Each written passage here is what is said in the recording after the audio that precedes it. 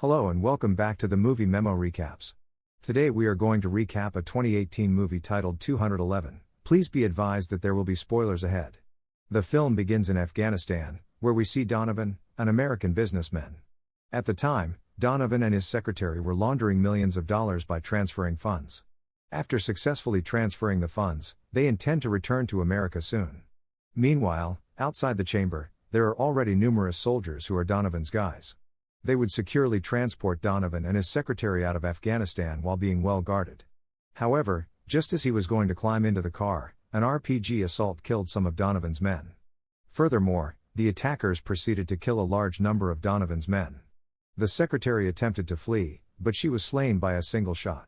After killing everyone and leaving just Donovan, we learn that the attack was carried out by 4 highly trained special forces. These 4 soldiers are regarded to be the world's most sought fugitives, particularly in America, because they frequently kill people. They did this because Donovan had betrayed them before. Then Donovan was asked about the money he had just transferred. Donovan was initially mute, which resulted in him being shot in the leg. Finally, Donovan stated that he had transferred all of the funds to an American bank. Knowing this, they killed Donovan instantly. The scene moves to Kabul, Afghanistan's capital. A woman wearing a crimson hood walks through a swarm of residents. It is revealed that the woman is preparing to sell illicit antiquities to a fence. While the deal was in progress, they were unexpectedly surprised by security forces, who detained her. In this moment, we eventually learn that the woman is an undercover agent working to stop the selling of illegal antiquities. The female agent's name is Rossi. Not long later, Rossi was asked by her supervisor to attend the Donovan Group massacre, which was carried out by 4 special soldiers. Agent Rossi arrived and promptly identified Donovan's and the secretary's bodies. Rossi stated, after receiving information from headquarters, that Donovan was the leader of a contractor company that profited from the war. Donovan is also responsible for supplying weaponry to conflict regions such as Afghanistan. According to the investigators' findings, Donovan was then attacked by special troops armed with American-made weaponry. Rossi responded that she had previously assumed that the perpetrators of Donovan's attack were the 4 most sought Special Forces fugitives. It was discovered that the 4 special soldiers had participated in military actions, antiquity smuggling networks, and bank thefts. A few weeks later, the scenario shifts to America, where we meet a police officer named Mike. Mike is currently carrying out his tasks, which involve patrolling the city because many illicit weapons have been sold in America, and there have been numerous criminal instances in the city. Mike's daughter, Lisa, was overjoyed since she discovered she was pregnant, and her husband's name was Steve. Steve, who knows Lisa is pregnant, is overjoyed because the results of his intercourse every night have finally produced something. Steve is a police officer, just like Mike. Meanwhile, in a school restroom, it shows a student who is being tormented by his pals, a kid named Kenny. Kenny can't take it any longer since he keeps bullying him, so he attempts to fight back and manages to beat the student who is beating him. The following day, the action turns to Agent Rossi, who is now in America. At the time, Rossi approached a man who sold weaponry. Agent Rossi asks if he is the person who provided the weapons to 4 special troops who are now fugitives, because one of the 4 special soldiers is known to be his friend. As a result, Agent Rossi proposes a bargain in which he agrees not to arrest the man in exchange for the man telling him where the 4 special soldiers are today. Feeling helpless, the man ultimately provides the address where they are hiding. Meanwhile, at school, Kenny's mother has been called by the head teacher in response to his act of striking his classmate yesterday. The head teacher stated that Kenny had hit one of the kids so severely that he was admitted to the hospital. As a result, Kenny will be punished by participating in police patrols for 1 week. Kenny's mother had opposed the penalty, but the head teacher stated that if Kenny did not receive it, the school would expel him.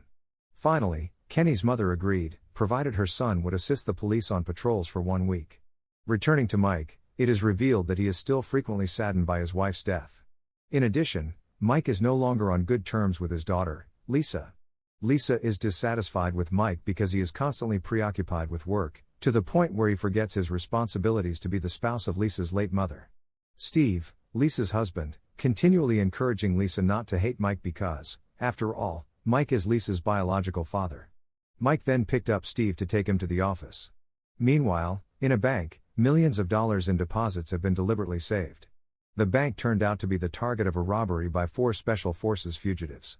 They can be observed packing weapons because their action is scheduled to take place today. One of them went to a restaurant near the bank they were planning to rob, and his task was to lay a bomb under the restaurant table. This was done to divert attention if their subsequent attempt to rob the bank did not go as planned. Meanwhile, Kenny's mother is escorting him to the police station to serve his school-related sentence. Kenny will be joining Mike and Steve on patrol today. While on patrol, Mike got an allegation of robbery at a shop. They rushed to the site. When they arrived, Mike and Steve apprehended the robber. Then Mike requested that another police unit transport the crook to the police station. Looking back at the 4 special soldiers, who are now preparing to carry out the action, they appear extremely relaxed since they believe that crimes like this are not frightening. After they left, Agent Rossi entered the hideout and went to the special soldiers' location. Agent Rossi absolutely did not find them, instead finding fragments of paper from an explosive. Meanwhile, the 4 special soldiers arrived at the bank they planned to plunder and stepped inside. Everyone was instructed to kneel down, and anyone who disobeyed would be executed. One of them appears to be a guard in the car, monitoring the situation outside. The bank manager was forced to open the safe, and all the money was placed in a bag. Mike, Steve, and Kenny, on the other hand, are not far from the bank. Steve went out to purchase coffee. Mike questioned Kenny why he was disciplined by his school. Kenny responded that he was a student who was frequently mistreated, but when he couldn't take it anymore, he had the confidence to fight back, and the bully was admitted to the hospital. Mike noticed a suspicious car parked in a restricted area not long after Steve returned from buying coffee. When one of the criminals standing guard in the car noticed the police's arrival, he became concerned since he had no alternative. Finally, his friends let this man detonate a device planted in a restaurant to distract Mike and Steve. Unfortunately, Mike and Steve ignored the explosion and continued to investigate who was in the dark car. On the other hand, all police units were dispatched to assist the casualties and secure the explosion location. Meanwhile, Kenny's mother, who was in charge of the hospital, directed all physicians and nurses to prepare to care for the explosion victims. Agent Rossi, who also heard about the explosion, immediately assumed that it was carried out by the 4 fugitives she is presently seeking. Agent Rossi rushed to the scene of the explosion. Back to one of the thieves standing guard at the car, recognizing Steve and Mike did not want to go, he quickly prepared and attacked them. Feeling surrounded, Mike and Steve attempted to flee and instantly called the other cops to come here because the explosion was simply a diversion. Steve, who was preparing to depart, suddenly couldn't open his seatbelt and nearly became a target for bullets. After effectively disposing of him, Steve assisted Mike in shooting one of the thieves. On one occasion, the thief managed to shoot Steve's thigh, who was securing Kenny, but Mike eventually shot the robber's leg as well. Feeling cornered, the thief escaped in a car, but Mike is able to shoot directly into the robber's head, killing him there and then. After that, Steve begins to bleed from a bullet wound in his thigh. Kenny tried to help Steve stop the bleeding. At the hospital, Kenny's mother and the doctors were becoming overwhelmed by the number of victims of the blast. Shortly after, Kenny's mother learned that the same hospital would receive another victim of the robbery. Agent Rossi, who was also at the explosion site, attempted to ask one of the restaurant servers if she saw any face of the 4 fugitives. After exhibiting a photo of the fugitives, the server explained that one of them had visited this restaurant in the morning. This indicates that Agent Rossi's assumption is valid. The 4 fugitives she is seeking are responsible for the current mayhem. When the city police arrived at the scene of the robbery, the criminals confronted them with the guns they had ready. The 3 surviving robbers shot the police one by one. Lisa was at home, and she was really concerned after learning about the shooting incident in front of the bank. Lisa recognized that her husband and father needed to be present right now. Meanwhile, Steve asks Kenny to record a farewell video if he does not survive the tragedy. In the video, Steve expresses his love for Lisa and the baby in her stomach. Steve cried and apologized for not being able to care for their child together later. Steve was eventually apprehended by police and transported to the hospital.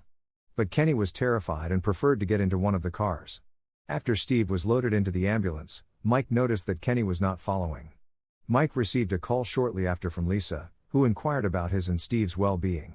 Mike said he was fine, but Steve got shot and is being rushed to the hospital. Lisa quickly went to the hospital to see her husband's condition. Lisa was surprised to learn that her spouse was dying. Meanwhile, Kenny, who was in the car, used the doll's battery to power his phone. Kenny contacted his mother right away after turning on his cell phone. Kenny stated that he was in the car and was quite afraid. His mother, who was treating the sufferer, advised Kenny to remain calm and patient until help arrived. The day is becoming darker, but this incident is far from over. Mike is irritated by his police colleagues' tardiness at the scene of the heist, despite having assured them that the explosion was only a diversion while the main conflict was taking place in front of the bank. Steve is now dying as a result of the police's inability to arrive on time. Agent Rossi, who was also present, advised the SWAT squad leader to be more cautious around the criminals. Agent Rossi said that the robbers were Special Forces personnel who had received extensive combat training. It was even reported that they had slain 30 soldiers. Meanwhile, inside the bank, the three robbers appear to be unconcerned with the emergency situation. This was due to their familiarity with any battlefield conditions. Furthermore, the current opponents are only the police, who are only willing to deal with tiny groups. One of them, bored, approached the bank manager and killed him without explanation. When Mike returned to his search for Kenny, he felt compelled to accept responsibility for Kenny's well-being. Mike, aided by one of his pals, was desperate to get closer to the bank, despite the fact that this case had been delegated to the SWAT squad from the police department. Finally, Mike found Kenny, and Kenny is relieved to be with Mike. The image then shifts to SWAT troops, fully armed and ready to enter the bank. The thieves, who did not want to remain silent, lined up the captives to use as shields. One of the thieves ordered the hostages to leave by slipping a bomb into her pocket. However, when one of the SWAT teams attempted to rescue the hostages, the bomb exploded, killing one of the SWAT team members. The SWAT team was furious after learning that some of its men had been killed and decided to enter to surround them till there was a gunfight. One of the remaining robbers attempted to escape with the money. Mike, who was still with Kenny and one of his friends, was surprised when the robber approached them. Mike's friend got shot and died, and the robber shot Mike's leg. When the thief realized Mike was cornered, he approached to shoot him in the head, but Kenny successfully shot him first, followed by Agent Rossi. After everything was finished, they showed Mike, who had been treated and was now in an ambulance. Then Lisa approached Mike and apologized. Lisa felt bad since she hated Mike for her mother's death. Lisa also mentioned that Steve was getting better. 1 year later, Mike is astonished by the arrival of Lisa, Steve, his grandchildren, and Kenny's family, and the film concludes. Thank you for watching. If you are new, don't forget to subscribe for more recaps. Until next time, have a nice day.